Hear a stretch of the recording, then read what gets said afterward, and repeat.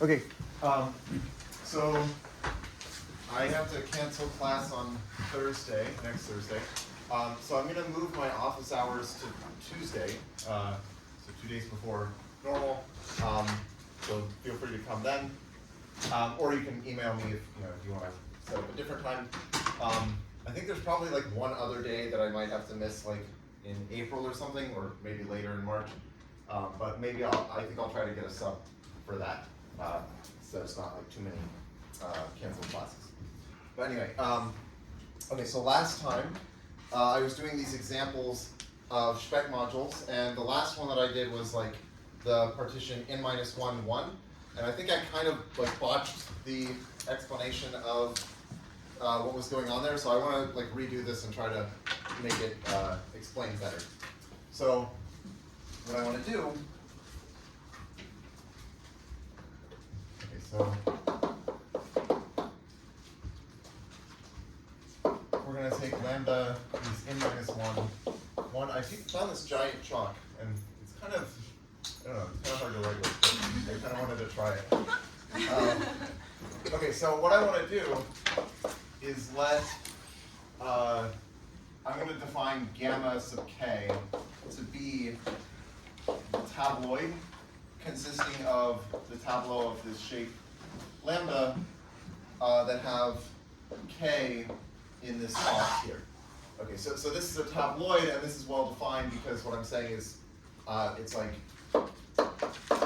the equivalence class of all the tableau that have k there, and then you can permute that row in whatever way. So we're going to define this gamma k, and then if I'm given a tableau T, which has the same shape lambda, but let's say it has I in this box and it has J in this box, and then like whatever in these boxes, then we can compute this polytabloid, which was E sub T, and that was going to be the tabloid, like it's a linear combination of tabloids that you get by like permuting the columns in this tableau, and then there's like an appropriate sign attached to each one depending on the sign of the permutation. So in this case, we would just have this, like the tabloid for this tableau, which would be gamma sub I, because this is a tableau that has like I in that box. So we would get a gamma sub I, and then we would also get minus gamma sub J, because there's only one way to like permute, or one non-trivial way of permuting the columns here, which is that you just swap the I and the J here, and then the tabloid given by that swapped tableau would be this gamma sub J. So we have a minus gamma sub J, and again it's a minus sign because that's the sign of the transposition that swaps I and J. Okay? So then if we think, okay, what is this Specht module S n-1, 1? Well, it's supposed to be the span of all of these polytabloids of this form. So it's going to be the span of all things of the form gamma I minus gamma J, where I and J are between 1 and n, and I is not equal to J. Okay? So it's just the span of like all possible things of this form. And if you think about it for a second, you'll find that this is also, you can write it as the set of all things of the form C1 gamma 1 plus dot dot plus Cn gamma n, where the C's sum up to 0.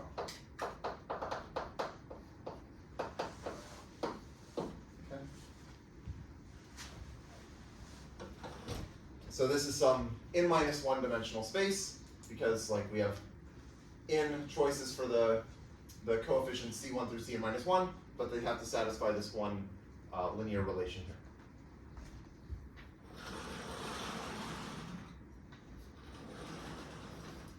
Okay, so also we can think about like how does the symmetric group act on these vectors? Well, so this is just like the definition of how a permutation pi acts on this polytabloid.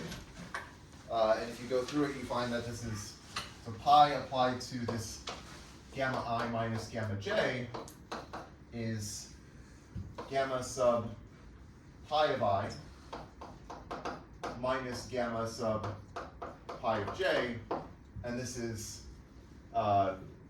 basically coming from like one of these identities I had last time about like e sub pi of t is just pi applied to e sub t. Right, yeah, so like to apply pi to this polytabloid, you just apply it, you just apply pi to the tableau t, and so that does this. So explicitly we can say a map sending like an element of this space, so sending, let's say, C1 gamma 1 plus plus Cn gamma n. This is some arbitrary element of this space where the c sum up to 0. If we send this to just the tuple C1 through Cn, this map lets us identify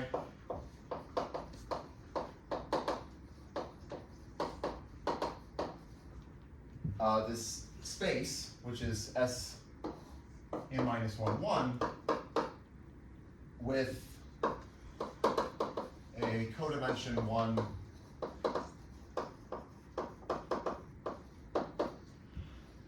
subspace of c to the n. Right, just the set of n-tuples of complex numbers that sum up to 0. And then it follows from this that the action of the symmetric group is just permuting coordinates. So then Sn acts by permuting coordinates.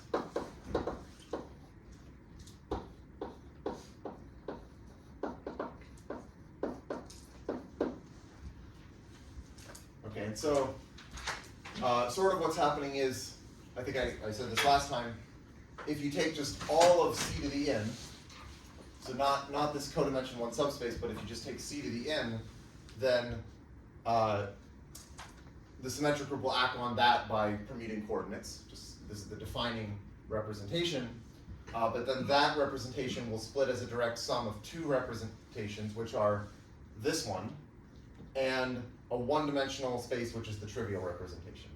And that one-dimensional space is like the set of complex numbers that are all equal, or the set of n-tuples of complex numbers that are all equal. Because if you have a bunch of complex numbers that are all equal, and you think, okay, I'm going to permute them, well, you're not actually doing anything because they're all the same. So that's like the trivial representation that actually doesn't do anything. Okay.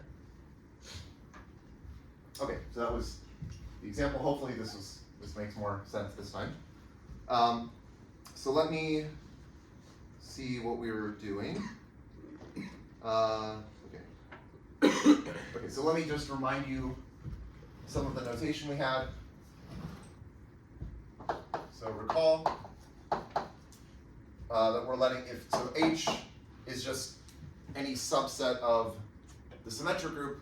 We defined H minus to be this sum over all things in H, so all permutations pi in H, of sine of pi times pi, and this is just some element of the group algebra of Sn. For any, so H is a subset of Sn.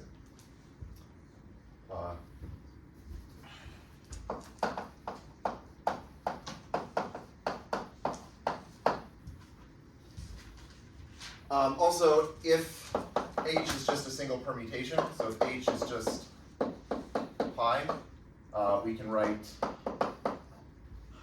pi minus, oh, sorry, no, not inverse, pi minus for H minus. And all that is, okay, so pi minus is just like the sine of pi times pi. Okay, I'm also going to need an inner product on this space. Okay, so define an inner product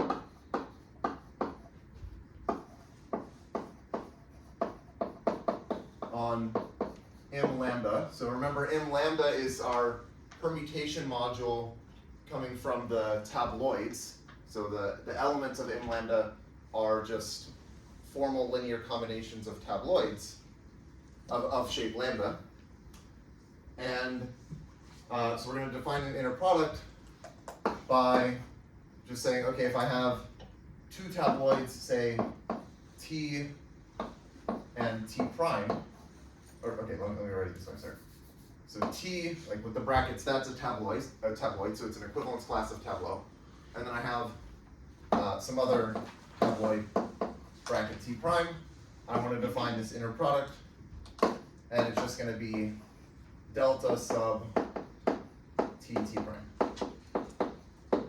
Okay, so all this is saying is just define this inner product so that if you have these two tabloids, then if they're the same, this inner product is 1, and if they're different, then it's 0. Okay, so now we have a lemma. Okay, let me put the lemma here.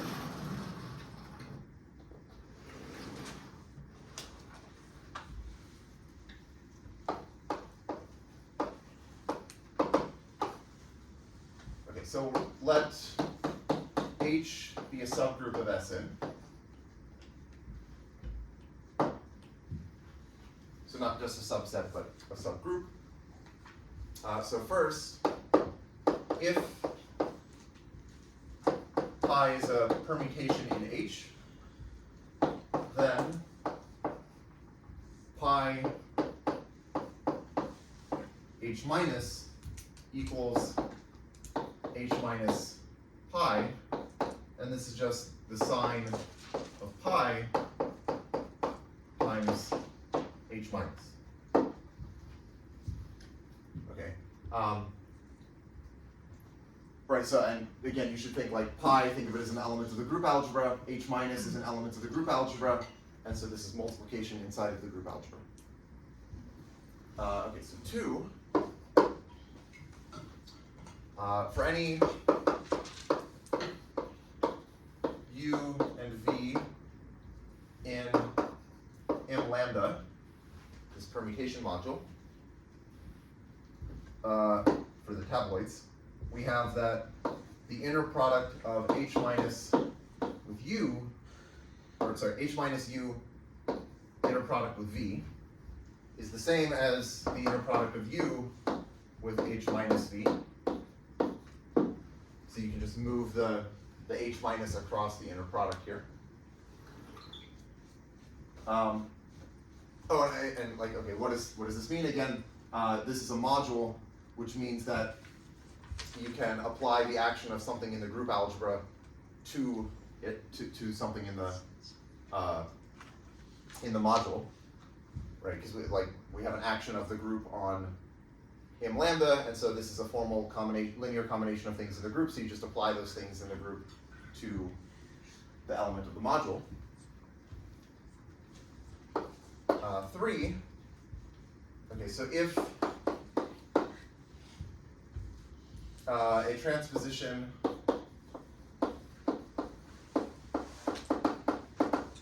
let's say BC, so BC is some transposition in the symmetric group. If this is in the subgroup H, then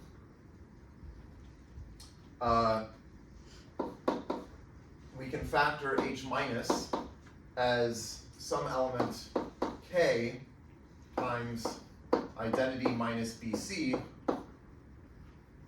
for some element K in the group algebra. So for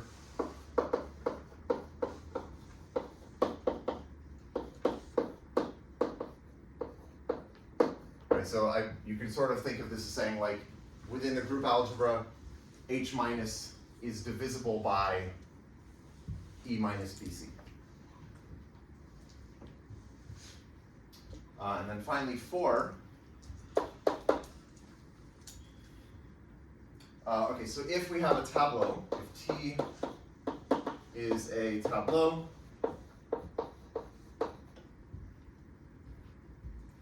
with B and C in the same row,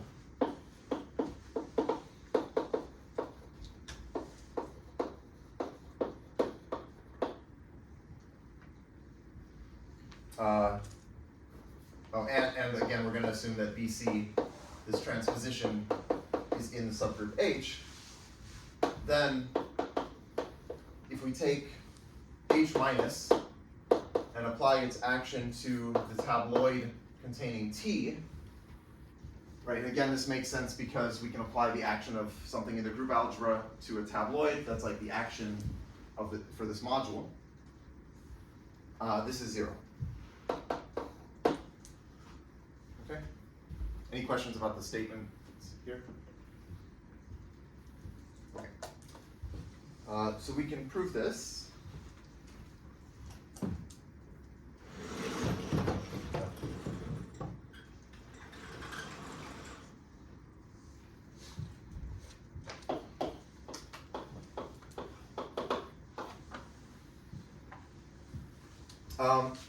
Okay, so the first one, I'll just say is kind of similar to, yeah, so it's sort of straightforward. It's similar to what we did last time when we were looking at the Specht module for the sign representation, which was just like one column.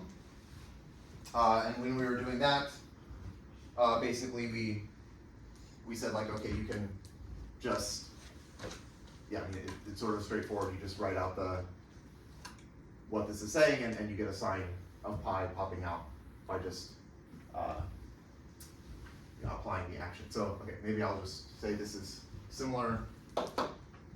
Yeah, so this is similar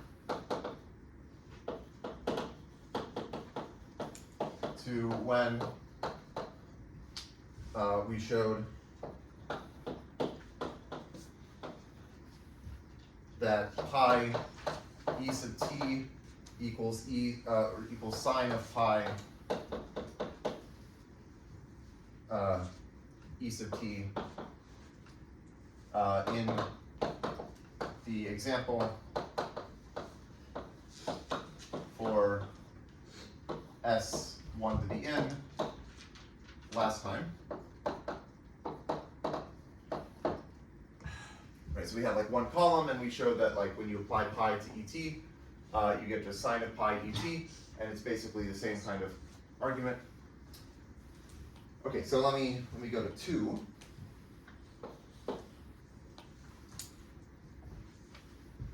So this inner product that we've defined,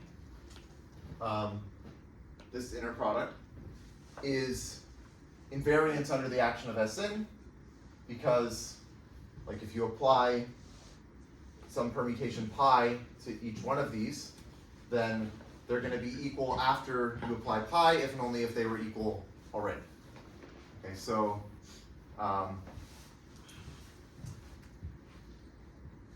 okay, so because the inner product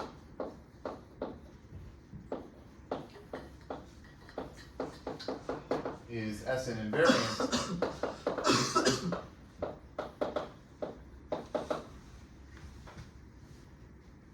we can say that, okay, h minus u comma v, this is going to be the same as the sum over pi in h of sine of pi u comma v. Okay, so this is just the definition of h minus. It's this sum over pi in h of sine of pi, so I'm just putting that in here. But then we can use this invariance to move this over and say, okay, well, this is the same as the sum over pi in h of well, u comma sine of pi and pi inverse v. Okay, so what I did is I used the invariance to say let's multiply by pi inverse on both parts here. So we can put a pi inverse here which cancels this pi, and then we put a pi inverse there. And then I just move the sine of pi over because it's a scalar, so I can move it over. And then I'm also going to say, well, the sine of pi is the same as the sine of pi inverse. Every permutation, the sine is equal to the sine of its inverse. So I can put a minus sign there. And then as pi ranges over h, well, pi inverse is also ranging over h. So this sum that I get here is also the same as h minus. So this is just u comma h minus v.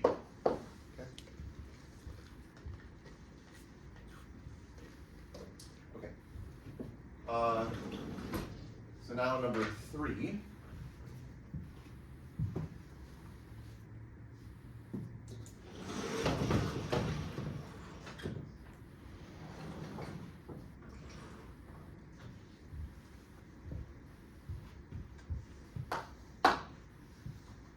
Okay, so let's consider the subgroup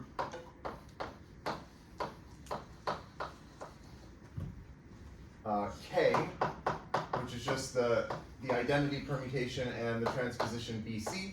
So this is a 2-element subgroup, and it's a subgroup of H because we're assuming here that BC is a transposition in H. Then we can write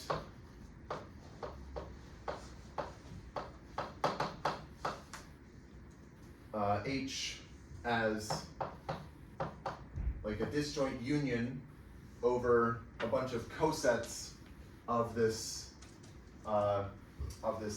subgroup, right? So we just choose a set of representatives.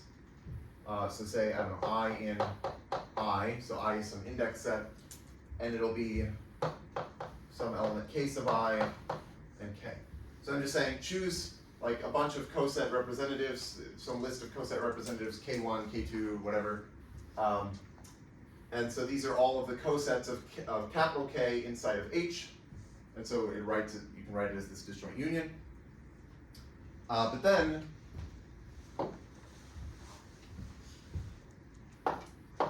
if we write out what H minus is, right, so we're trying to show that H minus factors in this way, we can write it as basically the sum over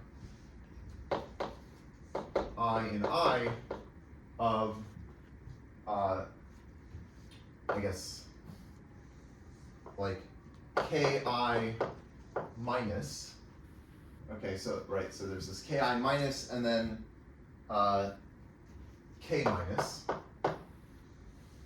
So this is coming from the fact that like the sign map is a homomorphism. So, right, if you're just taking like there are 2 elements in ki in little ki k, and so then if you think about like what is the sign of those two, or the sum of those 2 elements with the appropriate sign, you get this thing. And okay, well this is just the sum over I and I of ki minus, and then well, this is just E minus BC. That's exactly what this capital K minus is. And then this factors out of the sum, and you're left with this sum over I and I of Ki minus. So I'll just say let K be this sum here. And if you do that, then you get exactly what we want.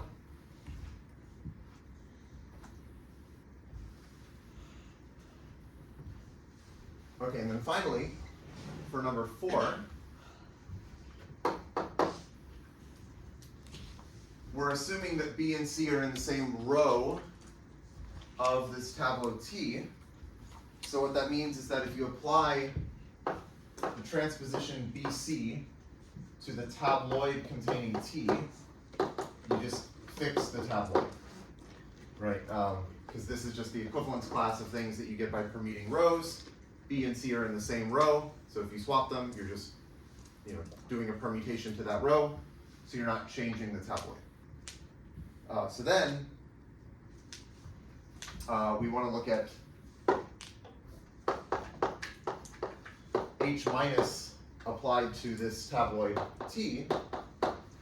Well, we saw here that we could factor H minus as some element times E minus BC, so we can write this as some K times E minus BC applied to the tabloid T, but then E applied to this is just bracket T, and BC applied to this is bracket T. So when you apply this thing to bracket T, you get 0. So this is like K applied to 0, which is 0. Okay.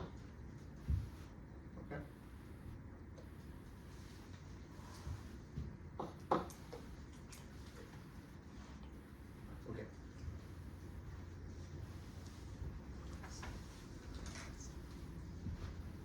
Any questions?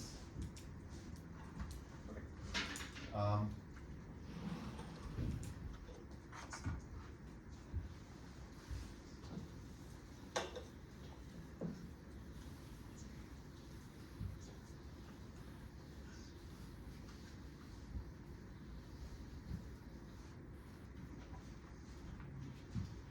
So let me state a corollary.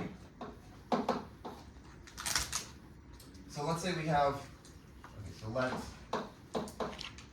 T lambda be a tableau of shape lambda. I'll say a lambda tableau.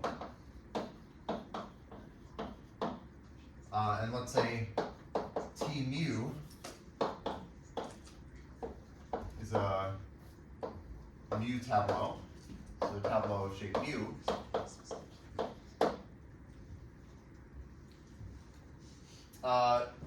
Where lambda and mu are both partitions of n.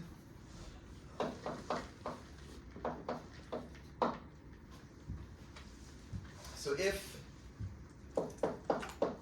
you remember, we have this element kappa sub t, okay?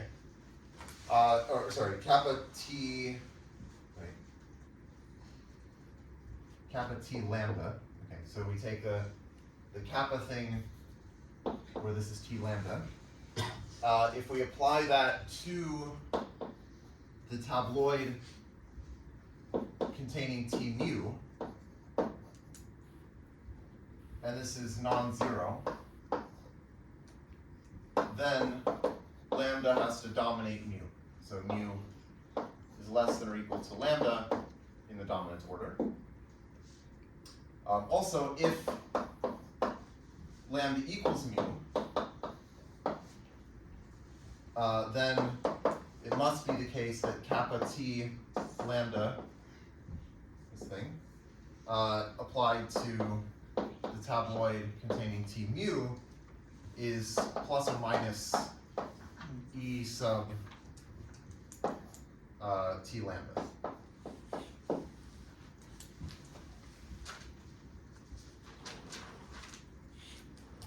Okay, let me prove this.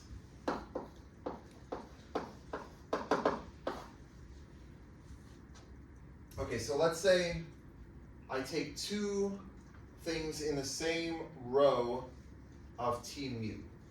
So let B and C be two entries in the same row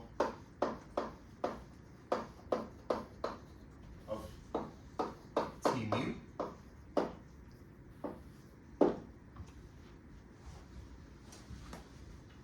Okay, so then they cannot be in the same column of t lambda, because if they were in the same column of t lambda, then oh, I should remind you that okay, what is this what is this kappa t lambda, right? This was the, kappa t lambda was the, like h minus, where h was the column stabilizer of t lambda, right? So you take t lambda, you look at its column stabilizer, which was the subgroup consisting of things that only permute the columns of t lambda. That's a subgroup. And then like if that subgroup was like h, then this h minus thing that we were defining here, that's exactly what we're calling kappa t lambda. So, okay, so maybe I can just say kappa t lambda equals h minus, where, okay, there's kind of a lot of notation that's saying the same thing, but h is c t lambda. Okay, so this is the column stabilizer of t lambda, it's a subgroup, right? Okay, but we're gonna apply the lemma there and say, okay, since b and c are in the same row of t mu, if they were in the same column of t lambda, yes, okay, if they were in the same column of t lambda, then the transposition swapping b and c would be an element of this subgroup. Right, so if b and c are in the same column, then the transposition swapping them is in the column stabilizer. And then in that case, we could use this part of the lemma to say that h minus, which is this kappa t lambda, applied to bracket t mu would be 0. But we're assuming it's not 0. So, okay, I'll just say, like, if b and c are in the same column of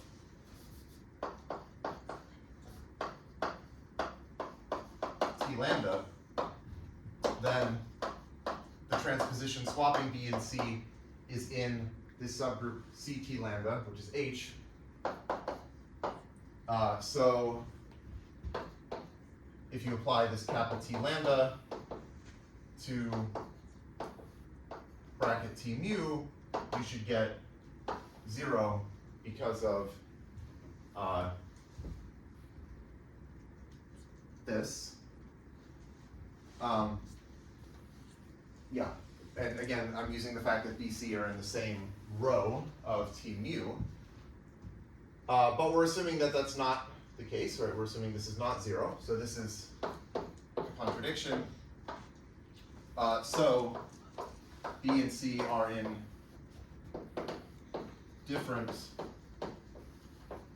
columns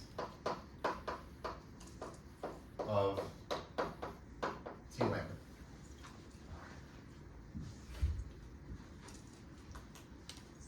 Okay, and then I think we had a lemma before saying that this implies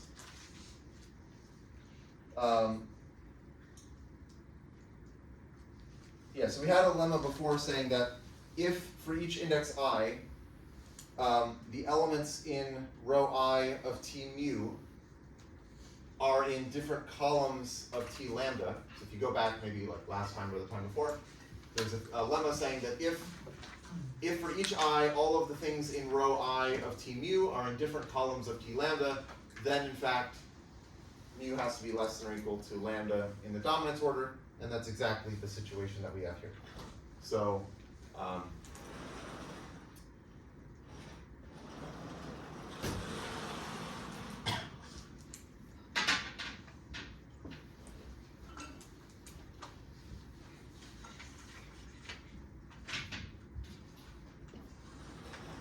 okay, so I'll just say, so for each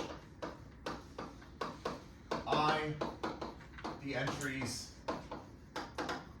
in row I of T mu belong to different columns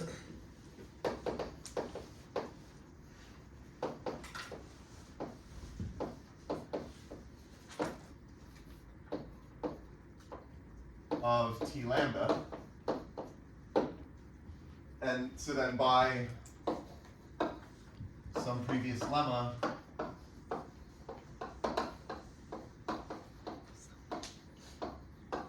we have that mu is dominated by lambda.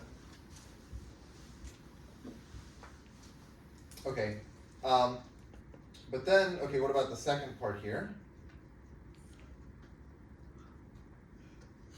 So for the second part, if mu equals lambda,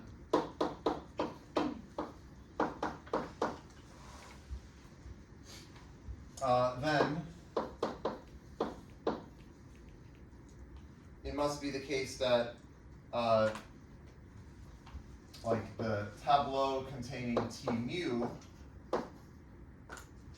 is equal to pi applied to the tableau containing T lambda for some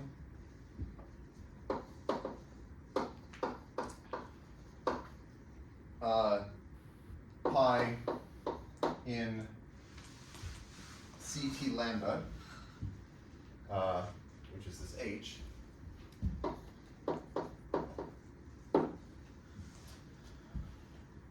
And this, okay, why is this? Yeah, so I guess it's kind of the same argument that, okay, if you go through this argument that we use to prove this this lemma, hold on. Right, so okay, if you go through the argument that we use to prove this lemma, you'll find that, like, in this case, if lambda equals mu, in fact, you have to have, like, this tabloid needs to be obtained from this tabloid by basically permuting some columns.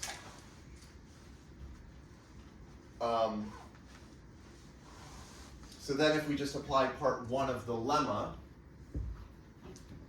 so then by part one of the preceding lemma,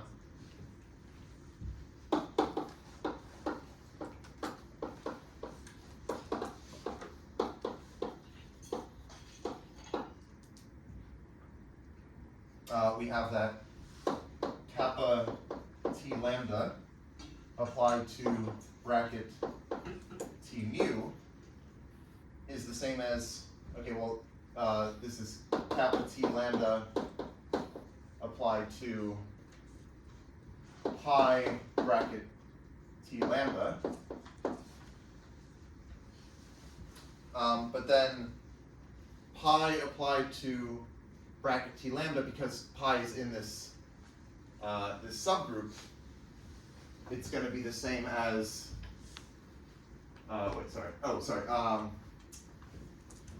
yeah, so basically the point is this kappa T lambda is my, like, H minus over there, and the pi is the pi because it's in H.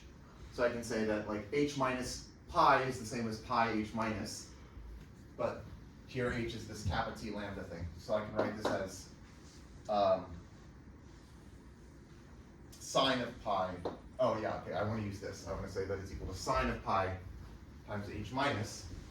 So sine of pi kappa T lambda applied to bracket T lambda. And then finally, kappa T lambda applied to bracket T lambda, that's exactly how we defined the polytabloid E sub T lambda, which is, where did I write this? This thing. So E sub T lambda by definition was this. So this is sine of pi E sub T lambda. Okay, and sine of pi is plus or minus 1.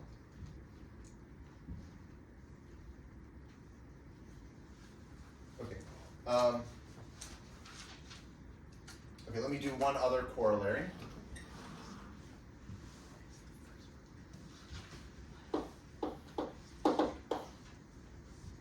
So if I take an element u in M mu, and let's say the shape of, okay, let me write it this way. Let's say T is a mu tableau.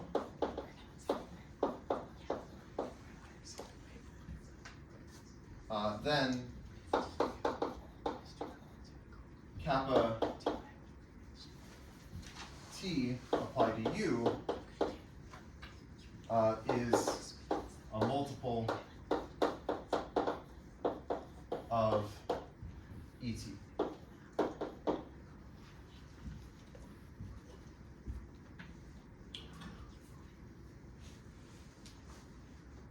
Okay, so you take anything in this permutation module, if you hit it with the action of like kappa sub T, where T is some mu tableau, then you're going to get a multiple of this polytabloid associated to T.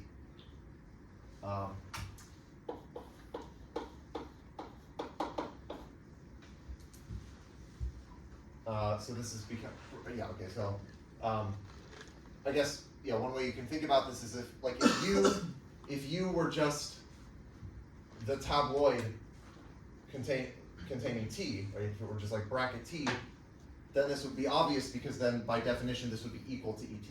And so now I'm saying, well, if instead of choosing U to be like the tabloid containing T, if you have just like some other thing in this permutation module, well, you're going to get something maybe different, but it's going to be a multiple of this E sub T. And okay, so the proof is, let's write U as just a linear combination of tabloids, because that's what it means to be in this set. So it'll be a sum over, say, some index at I of some scalar C sub I times bracket, let's call it bracket Ti. So we have some linear combination of these tabloids, where these are all tabloids of shape mu. Then, if we look at this previous corollary, this one, what we get is that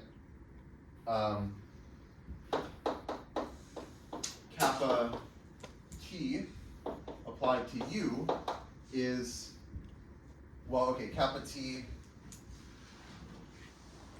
right, we're taking lambda to be equal to mu here, so we find that kappa T applied to this, this tabloid, like bracket Ti, is going to be plus or minus E sub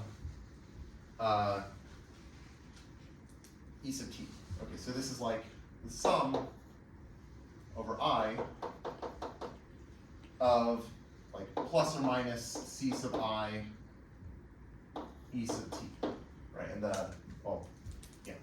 the plus or minus is exactly this plus or minus. So I'm taking T lambda to be my T here, and I'm taking this T mu to be this T sub I. Okay? And so then applying the corollary, we find that each one of kappa T applied to this bracket T sub I is like plus or minus E sub T, and then we have this linear combination. And so that's like, yeah, so then it's a multiple of E sub T.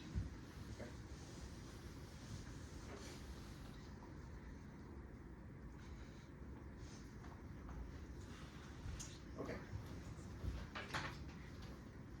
So now we can actually prove that Specht modules are irreducible representations of the symmetric group.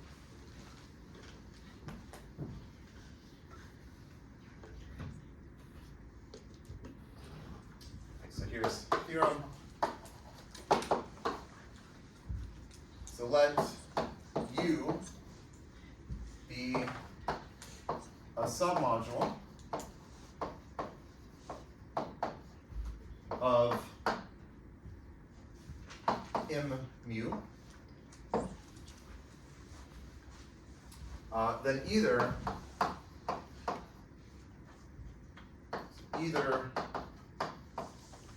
U contains the Specht module S mu, or U is contained in the orthogonal complement of S mu.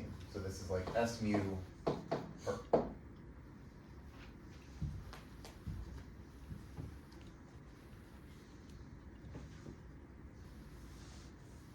Okay. And I guess I should say, like, when I'm saying orthogonal complement, that's with respect to this inner product we've defined on M mu, which I guess I've erased the definition, but like it's here. Okay, so so either U contains the Specht module or it's contained in its orthogonal complement, and in particular,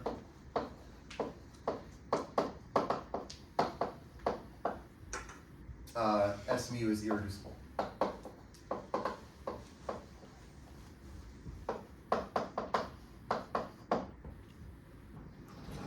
Okay, so for the proof,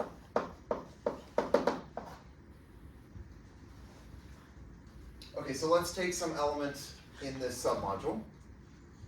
So let U be in the submodule U, and let T be a tableau of shape mu, so a mu tableau.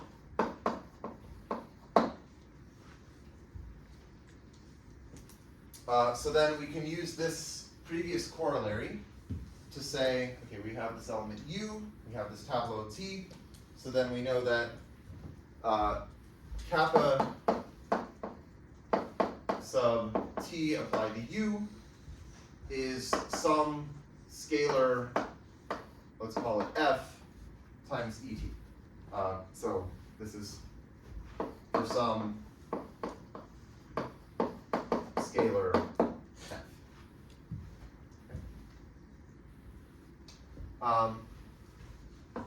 Now,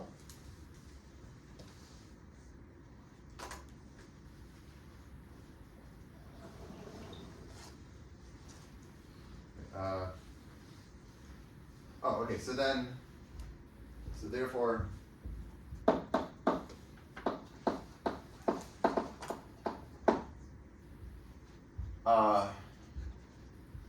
ET is in this U, and that's because, well, so U is a submodule, right? So when you apply kappa T to, oh wait, sorry. Oh no, sorry, okay. I have to consider two cases. So, okay, we want two cases depending on whether F is 0 or not. So let's assume first, so case 1, let's assume F is non-zero. Okay, in this case, well, I can say, okay, kappa TU is in U, because U is a submodule. So when I apply kappa T, like kappa T is it's a linear combination of, like it's an element of the group algebra. So you apply something in the group algebra to something in a submodule, you have to stay inside of that submodule. So this thing is inside of the submodule U, and then I can just divide by like by F, right? Just divide by F because it's non-zero, and then that shows that ET is in U also. So okay, then what I can say is like ET is F inverse kappa T U, and the point is this thing is in U, and so then F inverse times it is in U, so this is in U. Okay, but then we saw that the Specht module S mu is cyclic, and is generated by any individual polytabloid. So, like for any choice of this E sub t, S mu is cyclic and generated by E sub t, and again what that means is that you can generate all of S mu by just applying the action of the group algebra to this element ET. So it's cyclic, and generated by ET. So what that means is like, yeah, so everything in S mu, or maybe I should write it like this. S mu is like the set of things that you can write in the form like something in the group algebra times ET. Right, it's the set of things, yeah, it's the set of things that you get by taking something in the group algebra and applying it to ET. But since ET is in U and U is a submodule, this must be, like everything that is of this form must also be in U, because U is closed under the action of the group algebra. So this is contained in U. Okay, and that was one thing that we wanted to, that was one piece of what we wanted to show. So in this case, when F is non-zero, S mu is contained in U, which is good. Okay, so then for case 2,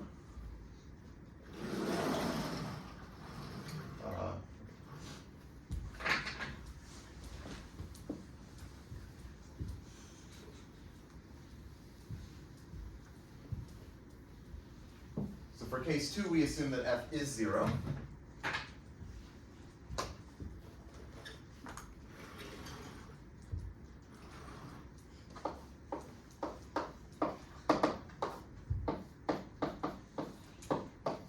Okay, so that just means that kappa Tu is 0.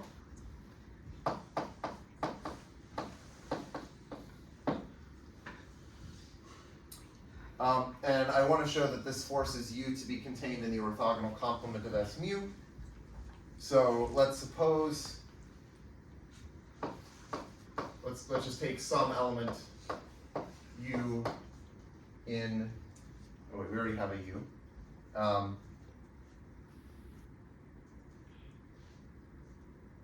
Okay, yeah, so for this, hold on. Oh, I see. What I should have said is, okay. We get this conclusion that S mu is contained in U if F is non-zero, but like for any choice of little u. Like I just chose a little u, and from that I got an F, and I said, like if this is true, if I have like non-zero F for any choice of little u, then I get this conclusion. So case 1 is like there exists a little u such that kappa Tu is a non-zero multiple of ET. And then case 2 will be that F, so case 2 should be that kappa Tu equals 0 for all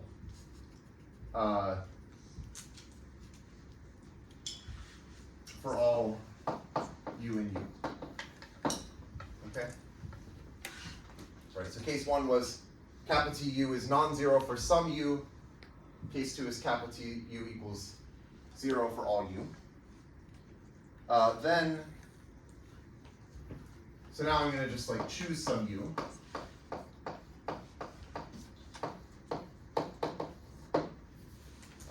And some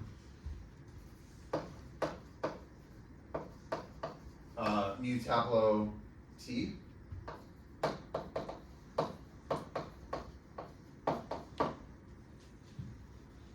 So then we can apply part 2 of the lemma that I just erased, and that gives us that if we take the inner product of u with ET, okay, so this should be the same as the inner product of u with kappa t, and then the tabloid containing t, because that's the definition of E sub t. But then, because, okay, so the part of the lemma that I erased said that you can take this kappa t and you can move it over, right? This was like, kappa t is the H minus, where H is the subgroup here. Right? So kappa t is this H minus, and I was saying you can move it across the inner product. So this is the same as kappa t u with bracket t, but then this is 0, right? Because this thing is 0. So then we just say, well, that means that any u in U is orthogonal to ET, but ET was arbitrary. So this is saying, so every element of, or maybe I should write it this way. Yeah, okay, every element of U is orthogonal in this inner product to ET for every mu tableau T.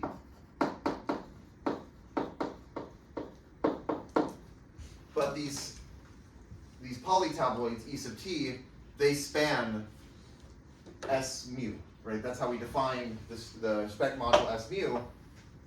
It's just the span of these things. So that means that U has to be orthogonal to everything. So every element of U is orthogonal to everything in S mu, which means that it's in S mu per. Okay. Okay. So that's saying this, that U is contained in S mu per.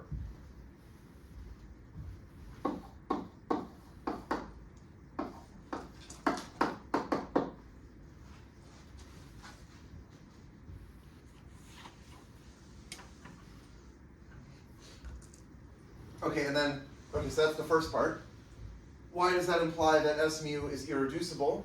Well, the point is that we want to show that this has no non-zero proper submodules. So let's say you had a non-zero submodule of S mu. Well, you could take that to be U. Right, yeah. So let's say you have any submodule of S mu, well then it's also a submodule of M mu. So that means that it has to be either containing S mu or contained in the orthogonal complement. Okay, so maybe let me write this out actually. So now assume U is a submodule of S mu, then either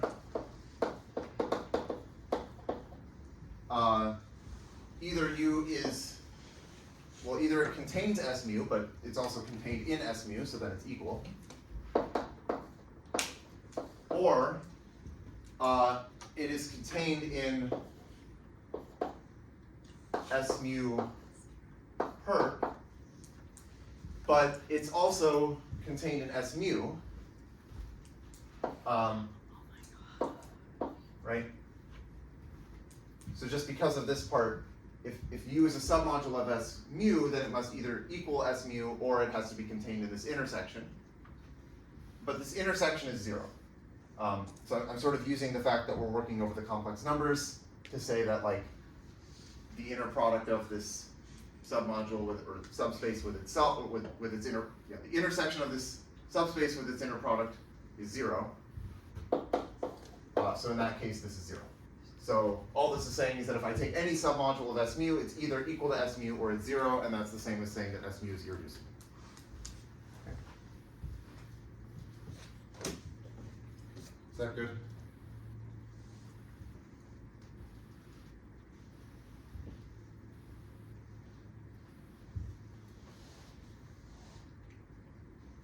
Okay, so that proves this theorem.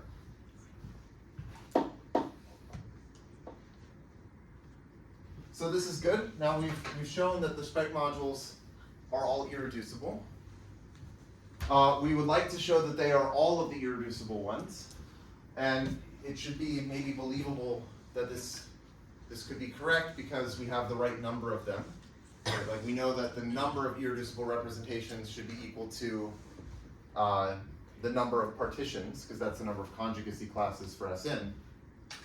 So now we have like this list of representations, and now we know that they are irreducible representations.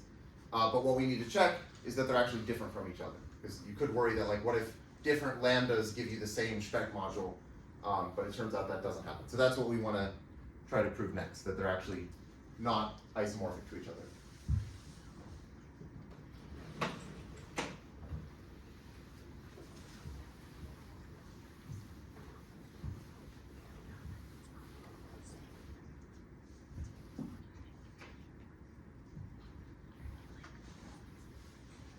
Okay, so here's a proposition.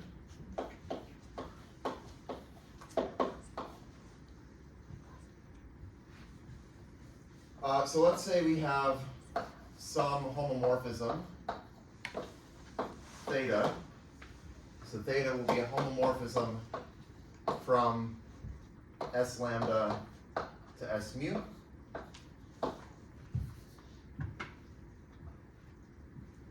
And let's say it's non-zero. So we have a non-zero homomorphism from S lambda to S mu. Then this actually forces lambda to dominate mu.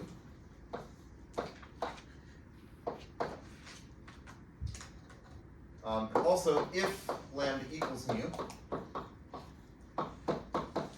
then theta is just multiplication by a scalar.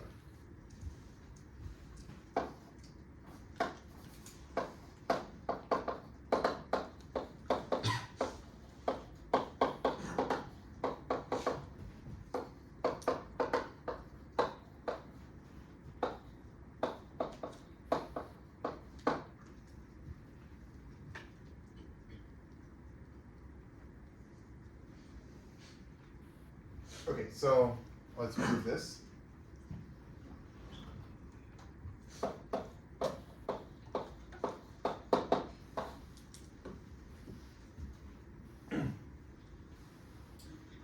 Okay, so because theta is non-zero on S lambda, we can find some polytabloid E sub t.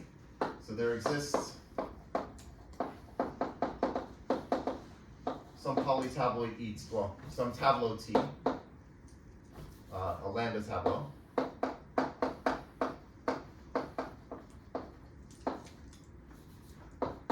Such that E sub t, theta of E sub t is non-zero. Right,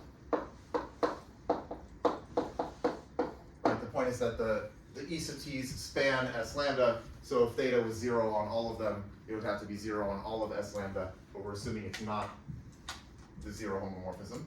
So there's some ET where it's non-zero. Then we can also write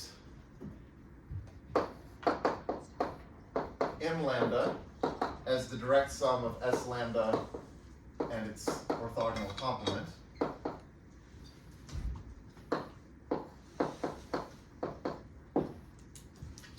Here again, we're using the fact that we're working over the complex numbers, so that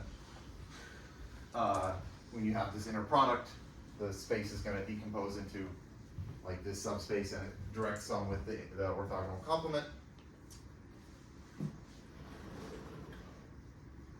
Okay, then, we can extend theta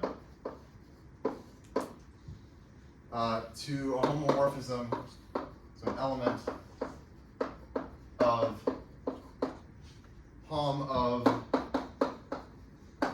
m lambda m mu by setting theta of, theta should just send everything in the orthogonal complement of S lambda to be 0. So theta is already defined on S lambda, and I'm just saying make it send everything in S lambda perp to 0, and then since you can write everything in m lambda as uniquely as something in S lambda plus something in S lambda perp, that allows you to define this map on all of m lambda, and you can check that this actually makes it a homomorphism. So then, 0 is not equal to theta of et. Okay, so we assume that theta of et is non-zero. But theta of et, by definition, okay, theta of kappa t bracket t. That's the definition of et. Okay, but theta is a homomorphism, so we can pull out the kappa t, because that's like an element of the group algebra. So we pull it out of this module homomorphism.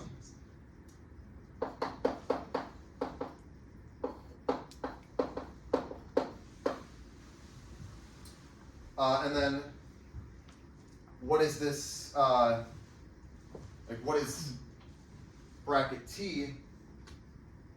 Wait.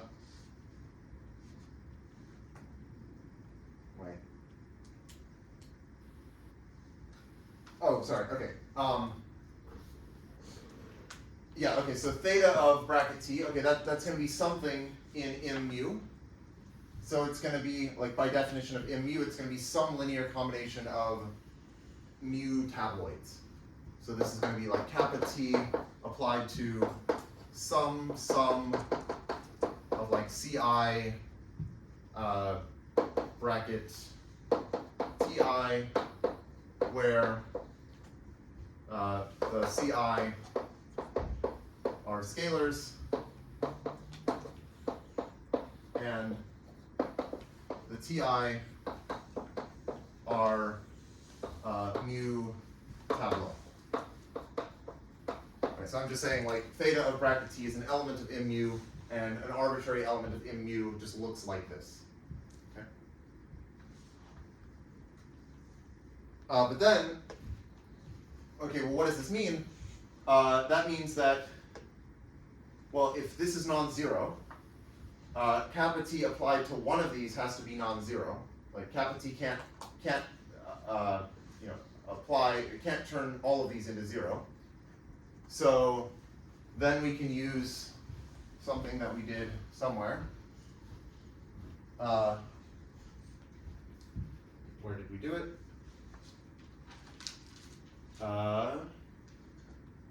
This. If this is non-zero, then that forces this dominant to work, right? And if they're equal, then we have this thing. Okay, so by this previous corollary,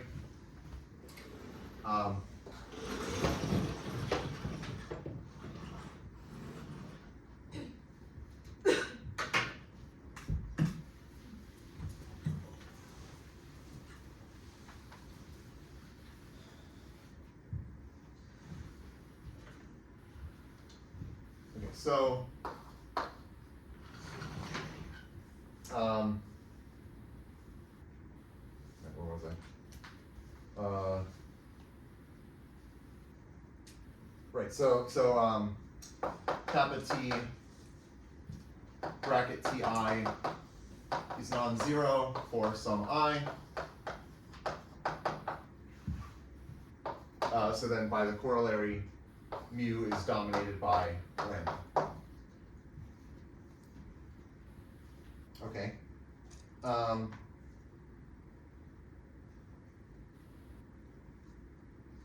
So if lambda equals mu,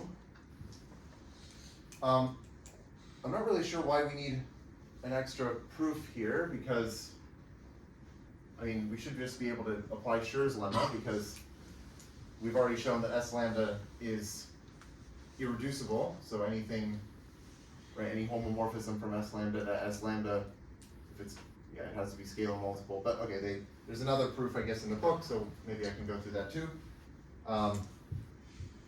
So if lambda equals mu, then theta of et is c et for some scalar c, and that is because of this corollary here. right? So if lambda equals mu, then you get that kappa t applied to anything is going to be a scalar multiple of et. So then, okay, yeah, then if you, okay, you use the same sort of argument here, where kappa t applied to any, like each one of these brackets ti, it's going to be a scalar multiple of et, so this whole thing is going to be a multiple of et.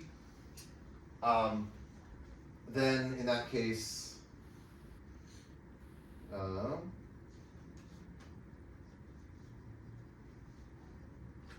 okay, so then for any pi, we can just see that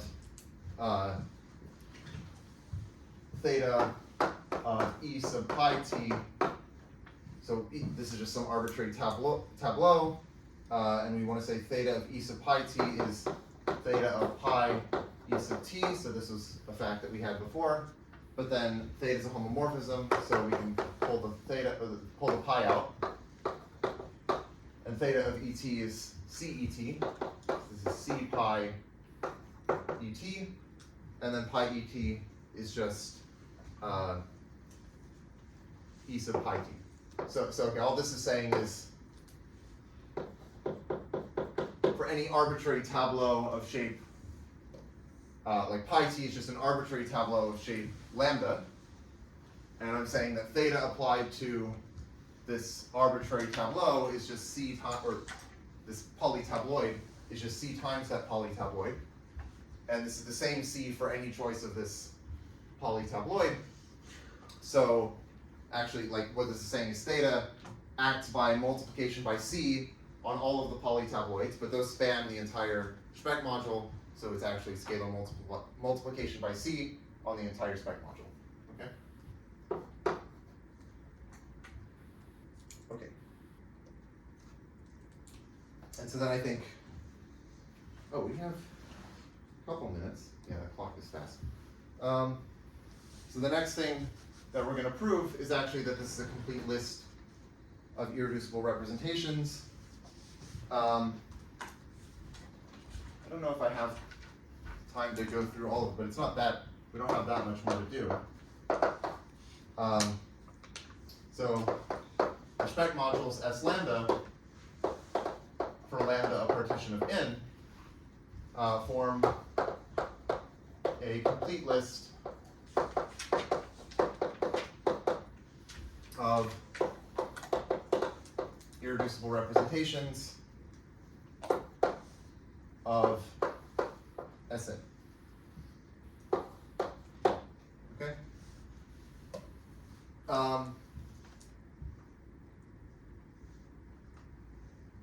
So all we have to do is say that, again, we have the right number of them, and we know that they're irreducible, so we just have to check that no two are equal. So suppose that S lambda equals S mu, or isomorphic to S mu, for some lambda and mu. Well, in that case, there has to be a non-zero homomorphism. Okay, so then there exists some non-zero homomorphism theta from S lambda to S mu. It's non-zero. But then, what that means is that, okay, because of this proposition, mu must be dominated by lambda. Okay, but then I could just switch the roles of mu and lambda. I could say, okay, if I assume that these are isomorphic, then I get the conclusion that mu is dominated by lambda. But then, just switch the roles, and then you get the conclusion that lambda is dominated by mu. Okay, so also lambda is dominated by mu. So they have to be the same. Okay, so this is just saying, yeah, if you pick any two partitions and you get the same Specht module up to isomorphism, then you must have actually picked the same partition, so they're all different, and so that's a complete list, okay? Okay, so next time, I guess I'll talk about how the im lambda, like these permutation modules for the tabloids, how those decompose into the Specht modules, and then we'll also talk about standard tableau and standard tabloids, which give like a nice basis for the Specht modules. Because now we have these irreducible representations, and we can ask like, what is the dimension of an irreducible representation? Can we get a nice basis for it? Can we understand the structure within this one representation? Okay, so that's where we're headed. That's all for today.